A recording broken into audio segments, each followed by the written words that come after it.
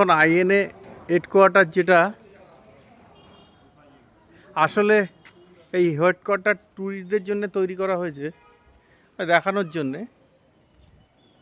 দেখুন আপনারা,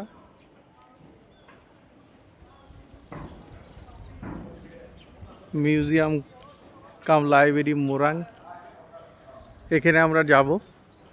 আমাদের আজকে বন্ধ, দুর্ভাগ্যের বিষয়, সোমবার ক্লোজ। কিন্তু আমাদের সাথে আমার দাদা আছে, এয়ারফোর্সের অফিসার, উনি পরিচয় দেওয়াতে এখানকার সিকিউরিটি আমাদের ঢুকতে দিয়েছে।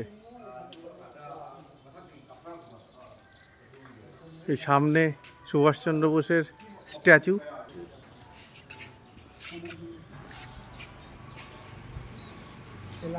এই যে এখানে মিউজিয়াম,